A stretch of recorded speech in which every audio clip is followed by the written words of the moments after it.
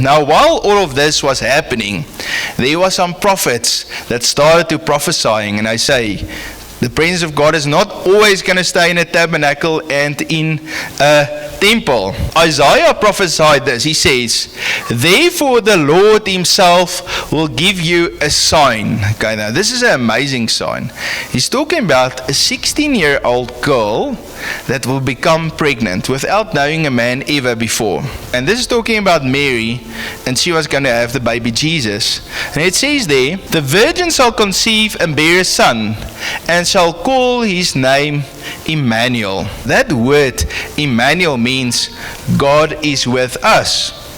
Now, what a shocker, because the people were always saying, well, where does God live? Obviously, he lives there in the temple, or he lives in the holy place of the tabernacle.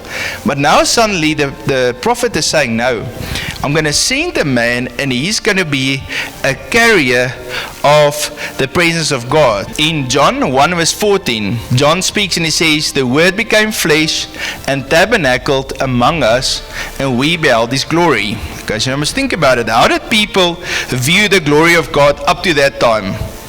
They knew the glory of God is a column of fire or a column of smoke in the daytime. And they knew God stayed in a tabernacle. Now it says, the Word, which is Jesus, became flesh and he dwelt among men, and we saw his glory. Now, how did the glory look now? Because Jesus didn't walk around and everywhere he walked there's like this nice column of fire above his head or the smoke. How did it look? Jesus started to show people how the Father looks like. He started to show love. He healed people. He spoke truth. He revealed who God is, because in Hebrews it says Jesus is the expressed image of the Father. So there's a little moment in history where the presence of God was with Jesus and the presence of God was still in the temple. You must remember now, on the day when Jesus went to John the Baptist, it says the heavens parted open above him, and then I saw the Spirit of God come on Jesus like a dove, and in John it says, and he remained on him. So now the presence of God is remaining of Jesus. And then Jesus fulfilled his ministry, and then one day he got crucified. And as he was hanging there on the cross, we see this verse in Matthew 27:50. And Jesus cried out again with a loud voice, and yielded up his spirit.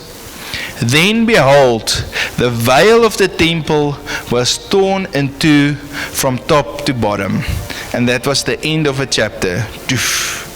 God doesn't live in a building anymore. Even this building where we are today, it's just another building. The presence of God is here because we are here. Because we are the carriers of the presence of God. Don't you know that your body is a temple of the Holy Spirit?